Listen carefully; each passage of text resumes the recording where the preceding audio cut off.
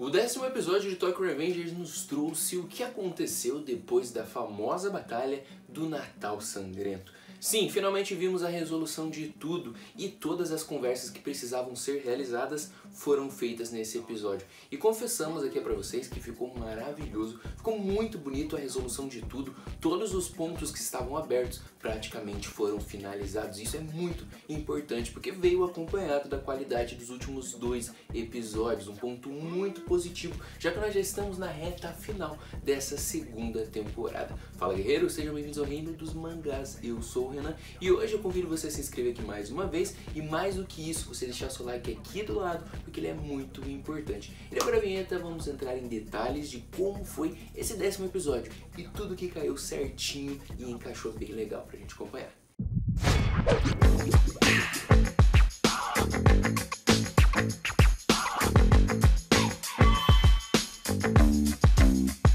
Finalmente, com a batalha da Back Dragons finalizada, o Mike levou o coitado do Takemichi todo quebrado para encontrar uma pessoa especial. Como vocês já tinham visto lá no último episódio, é a Hina Tachibana. Finalmente, Takemichi e Hina estariam frente a frente novamente. Lembrando que o Takemichi havia terminado com ela a pedidos do pai, porque o pai dela fez aquela pressão psicológica para que os dois acabassem o relacionamento, porque ele não queria sua filha envolvida com um delinquente. O Takemichi sentiu a pressão e acabou terminando. A Hina não entendeu nada do que estava acontecendo, então já se situa aí pra gente continuar. A verdade é que a Hina mostra aí nesses flashbacks que ela descobriu o que o pai dela tinha feito. E ela foi lá e deu uma dura nele, falando que ele não conhecia o verdadeiro Takemichi. Porque apesar dele ser meio destrambelhado, tentar ser um delinquente, o cara tem um coração, é gentil, carinhoso, principalmente com ela, que é o que mais importa. Então o pai dela sente uma pressão também e a Hina dá uma dura nele e vai embora. Ou seja, ela está determinada, afinal de contas ela gosta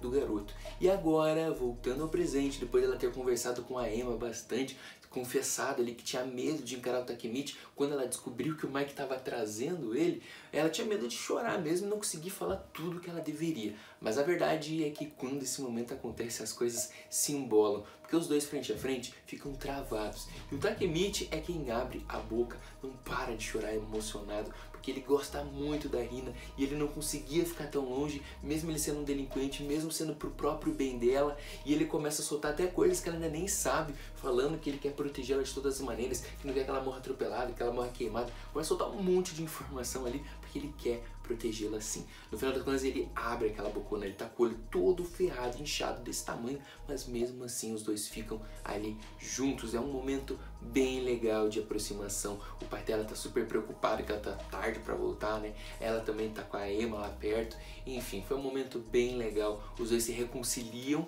e no meio dessas desculpas o Takemichi, ela fala que os dois podem sim voltar a namorar, que vão se encontrar logo logo, no dia do ano novo, lá no santuário. Então daqui a alguns dias a gente vai ver essa aproximação acontecendo entre Hina e Takemichi. Finalmente os dois estão juntos novamente, confrontando mais uma vez aquele passado que deu errado para aquele futuro onde os dois estavam separados. Então a relação dos dois volta a acontecer.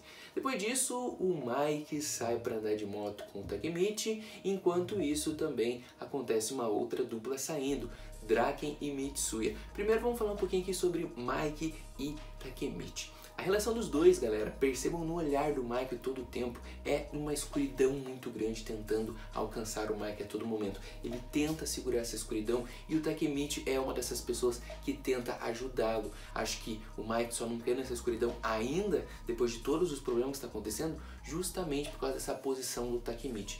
E o Mike conta um pouco da relação dele com sua família, que ele não tem pais. O Takemichi fica surpreso, ele diz que foi criado pelo avô, mas ele tinha um irmão mais velho, 10 anos mais velho, que teve esse papel. Ele também relata sobre a situação dele com a Emma, que eles são irmãos, mas de mães diferentes, que a mãe da Emma abandonou ela há muito tempo e o Mike também auxiliou ela nesse processo. E esse irmão mais velho que morreu, Shinichiro, como você sabe, foi quem serviu como pai para os dois por algum momento, mas infelizmente também morreu. Essa situação da vida do Mike, percebam, é bem catastrófica. E o Takemichi atento a tudo, a todos os detalhes, porque em algum momento ele vai precisar ajudar. Nesses flashbacks a gente percebe que o Mike conta com muito amor e carinho do seu irmão mais velho, Shinichiro, que era um cara muito fraco, mas era um líder de gangue muito poderoso. Percebam todas as semelhanças que existem entre Shinichiro e Takemichi. ambos fracos, mas ambos com uma incrível liderança, servindo exatamente como heróis para os seus amigos, aqueles que são responsáveis por juntar várias pessoas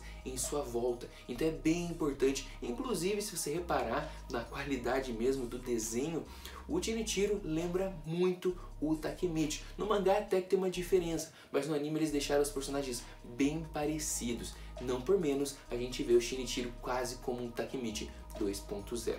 Muito legal essa introdução do Shinichiro, esses pontos que foram deixados aqui entrelaçando um pouco mais sobre a história da vida do Mike, essa escuridão que ele vem carregando com todos esses problemas, e o Takemichi sempre ali do lado dele, escutando para justamente salvá-lo em algum momento. Depois nós temos uma outra retomada de uma outra dupla muito importante, Mitsui e Draken, que são muito mais amigos do que a gente esperava. Afinal de contas, os dois se conhecem desde a infância. E aí a gente vê também a história dos dragões gêmeos, aquela tatuagem que ambos têm, muitos nem sabiam que o Mitsuya tinha, mas aquela tatuagem é uma obra direta do Mitsuya, que fez como se fosse um grafite em uma parede, e lá ele conhece o Draken, que ficou acompanhando ele fazendo toda essa pintura. Depois a relação dos dois vai se ajeitando, principalmente porque o Mitsuya estava passando fome, o Draken deu comida para ele em troca dos direitos, digamos assim, desse dragão. E é justamente isso que ele tatua depois. Mas antes da história da tatuagem, é bom lembrar que o Draken convida o Mitsuya para conhecer sua casa. E aí conhece-se um universo totalmente novo. O Mitsuya é o primeiro a visitar a casa do Draken e descobre que na verdade ele mora num bordel com várias outras moças, inclusive trocando favores, né? Enquanto ele ganha um dinheirinho quando ganha no poker, quando ele perde, ele dá uma massagem lá para aliviar a dor das moças que trabalham bastante. Inclusive o Mitsuya acha o máximo aquela vida, e uma delas dá uma bela de madura, quase uma lição de moral. Acho que depois daí o Mitsuya evoluiu, amadureceu bastante. Afinal de contas, aquelas garotas não estavam lá porque queriam. A vida era muito mais difícil do que ele imaginava. E ele tinha uma família, então era bom ele voltar. Inclusive o Draken leva ele de volta, falando, né, sobre uma pequena paráfrase aqui. Pois ele fala da comida da mãe do Mitsuya, que ele fala que é muito ruim. E o Draken fica super feliz, falando que adoraria falar que a comida da mãe dele era ruim, porque ele não tinha nem mãe e nem pai. Então essa situação mostra como os dois foram se aproximando, Draken e Mitsuya, esse elo entre os dois, onde o Mitsuya é mais um que sempre admirou o Draken. Percebam que não só o Mike carrega várias pessoas em sua volta, mas o Draken também tem esse mesmo poder. Inclusive, o outro bem característico é o Takemichi, que também vem carregando todo mundo. Com todos esses flashbacks bem colocados, enfim chega o dia de ir ao santuário. Todo mundo com aquela vestimenta apropriada de um festival japonês, todos se encontram lá. A gente percebe a presença de vários integrantes que participaram. Entre eles nós temos a Yuzuha aparecendo com o Hakai, nós temos o próprio Mike, Ema, Draken e obviamente Takemichi e Hina. Todos eles se encontrando lá. As irmãzinhas do Mitsuya com ele também chegaram, inclusive deram uma dura no Takemichi e fugiram com a Hina. O Takemichi nem acreditou no que estava acontecendo, já que ele queria usar essa data para se aproximar da Hina. Entre tudo que eles estavam fazendo nesse grande evento, a gente já tem uma pequena confissão, onde a Yuzuha conta a respeito da relação com o Taiju Shiba, que o Taiju fica muito curioso com quem é esse tal de Takemichi, que conseguiu mudar a vida do Hakai, coisa que nem ele, nem o próprio Mitsuya haviam conseguido. E ele vai embora, falando que ele não consegue controlar esse lado violento, mas começa a aprender que nem tudo se resolve na base da violência. Ele vai embora, deixa a Yuzuha lá, e o Hakai percebe que a Yuzuha não tá gostando do Mitsuya não, que ela considera como irmão. Ela tá tendo uma quedinha pelo próprio Takemichi. É bem engraçado, mas ela fala que é uma paixão platônica porque ela sabe que a Hina e o Takemichi estão juntos. Ela também não quer atrapalhar.